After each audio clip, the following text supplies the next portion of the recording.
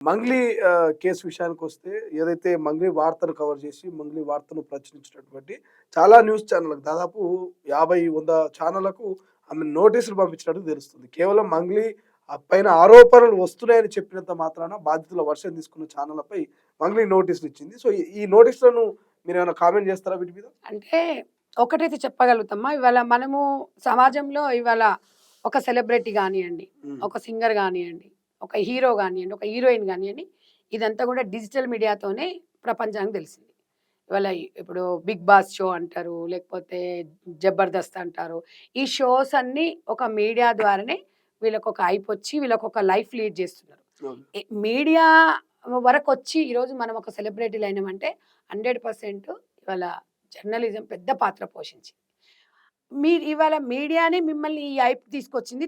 ఇది తప్పు చేస్తే తప్పు చేసినారా అని వాళ్ళు మాట్లాడినప్పుడు అది తప్పు అని చెప్పేసి వాళ్ళ నోరు నొక్కేసినామనుకోండి, మనకు ఫ్యూచర్ ఎక్కడుంటదో ఒక మాట చెప్పండి. నేననేదేంటంటే, మంచున్నప్పుడు మంచి చెప్తున్నారు, చెడున్నప్పుడు చెడు చెప్తారు. మనం ఇట్లా నోటీసులు ఇచ్చుకుంటూ పోతే సమాజంలో ఇంకా మన మనుగడ ఎక్కడుంటది? మీరు మళ్ళీ రేపు ఇంకొక షోకెళ్తారు, లేకపోతే ఇంకొక స్థాయికెళ్ళాలని అనుకున్నప్పుడు మీకు పబ్లిసిటీ డిజిటల్ మీడియా, శాటిలైట్ ద్వారానే వస్తది. మరి వాళ్ళు లేకపోతే మీరు చేసిన టాలెంట్ అనేది ప్రపంచానికి ఎట్లా తెలుస్తదమ్మా? నేననేదేందంటే, చాలా మంది ఏం చేస్తున్నారంటే, గొంతు నొక్కడానికి ప్రయత్నం చేస్తున్నారు. హ్మ్. సరే, ఒకవేళ కొన్ని దాంట్లల్లో అసలు తెలియకుండా ప్రచురించిర్రు అంటే వాళ్ళకి చెప్పండి, ఇలా జరిగింది ఇలా అని. అన్ని దాంట్లలకు అంటే ఇప్పుడు వాళ్ళ నోరు నొక్కడమే గదా! జర్నలిజం నోరు నొక్కడం అన్నట్టేనా? కానీ ఆ నోరు నొక్కడం అనేది దాన్ని ఏమనుకుంటారు తెలుసా? మేము ఇవన్నీ డిలీట్ చేయండి, ఇవన్నీ చెయ్యండి. అంటే ఇంక రేపు నెక్స్ట్ ఏంటంటే మళ్ళీ ఏం మాట్లాడరు. కానీ అలా అది చేసిండ్రనుకోండి ఇంకెక్కువవుతది. హ్మ్. అంటే మాకే నోటీసులు ఇస్తదా అనేది ఉంటది. నేననేది ఏందంటే, ఉన్నదున్నట్టు రాయమని చెప్పండి. ఓకే. లేకపోతే మీరొచ్చి ప్రెస్ ముందుల చెప్పండి.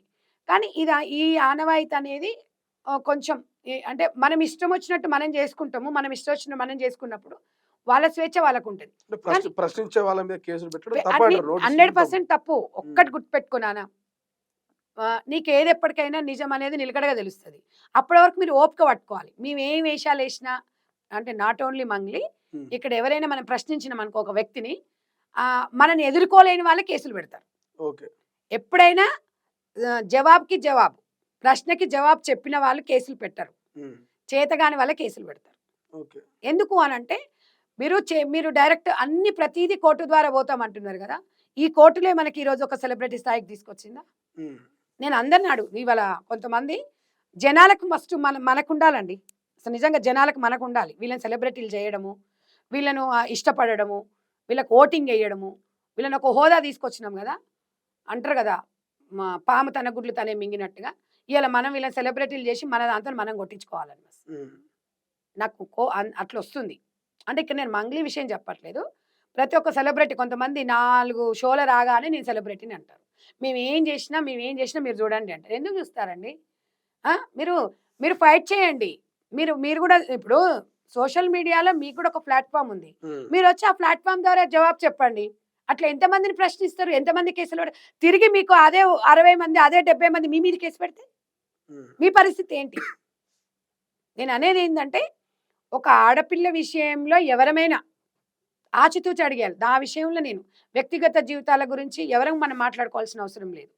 పబ్లిక్‌లోకొచ్చినప్పుడు పబ్లిక్ డిమాండ్‌ని బట్టి ఇక్కడ సోషల్ మీడియా గాని, ఇక్కడ డిజిటల్ మీడియా గాని, శాటిలైట్ గాని ఇలా చెప్తున్నప్పుడు మీకు తప్పనిపించినప్పుడు మీరు వాళ్ళతో వెళ్లి మాట్లాడండి. ఖండించండి. మీకు గూడా అవకాశం ఇస్తారు. కానీ మీరు చాలామంది ఏం జేస్తారంటే కేసులు నాకొక కోర్టుంది. నేనేదైనా జేస్తాను. నేనేదైనా కేస్ పెడతాను అనడం అవివేకం అది. హ్మ్. ఇవాళ మీరు కోర్ట్‌కి వాళ్ళకు ఇప్పుడు ఒక డిజిటల్ మీడియాకి మనం నోటీసులు ఇచ్చినంత ఏమవుతది, ఎదుర్కుంటారు వాళ్ళు కేసులు. దానివల్ల మీకు న్యాయం ఎక్కడ దొరుకుతది? హ్మ్. చెప్పండి, యాజమాన్యానికి చెప్పండి. ఇలా కాదండి ఇలా అని. వాళ్ళు వినని పక్షంలో మీ మీద కక్షపూరితంగా చేస్తున్నారు అన్నప్పుడు వినట్లేదని జెప్పేసి అప్పుడు పెట్టండి కేసు. మీరు మీరు కనీసం అట్‌లీస్ట్ ఒక్క ఛానెల్‌కి గూడా అందుబాటులో లేకుండా, మీ వాయిస్ కరెక్ట్ పబ్లిక్‌లోకి ఇస్తే బావుంటుంది. ఇవ్వకుండా డైరెక్ట్ కేసులు పెట్టడం అనేది అది హ్మ్. కరెక్ట్ గాదు. ఇట్లా హ్మ్. మీరు ఎంతమందిని మీరు ఇట్లా కేసులు పెట్టుకుంటా పోతారు? ఇప్పుడు 100 మంది ఒక విషయం జరిగిందంటే 100 మంది కామెంట్‌లు పెడతారు. ఏ కామెంట్‌నని మీరు పట్టుకుంటారు చెప్పండి? హ్మ్. ఎవరినని అదుపు చేస్తాను చెప్పండి? మీరే జెప్పండి. కాబట్టి ఏదైనా సరే ప్రశ్నించడం కేసులు గాని, ఇలాంటివి కరెక్ట్ కాదు.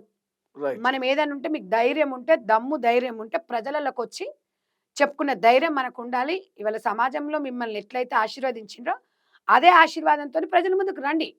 వచ్చి ప్రజలల్లా ప్రజాక్షేత్రంలో తెలుసుకోండి. అంతేగాని కేసులు పెట్టేసి, వాళ్ళ నోర్లు నొక్కితే అంతుండదు. ఎప్పుడైనా రైట్. నిప్పుని బట్టలో పెట్టుకుంటే ఎప్పటికైనా కాలుతుంది. ఒక్కటి గుర్తుపెట్టుకోండి. కాబట్టి కొన్ని సోషల్ మీడియాలకు గూడా నేను చెప్తున్నాను. దయచేసి అమ్మాయిల విషయాలలోనే గానియండి, ఎవరి విషయంలో అయినా ఒక వాళ్ళ వ్యక్తిగత జీవితాన్ని భంగం కల్పించే విధంగా ఎవరు కూడా మాట్లాడొద్దు. ఎవరు కూడా ప్రచురించొద్దు అని చెప్తున్నాం. రైట్. సమాజానికి హాని జరిగినప్పుడు డెఫినెట్‌గా ఒక జర్నలిజంగా మీ పాత్ర.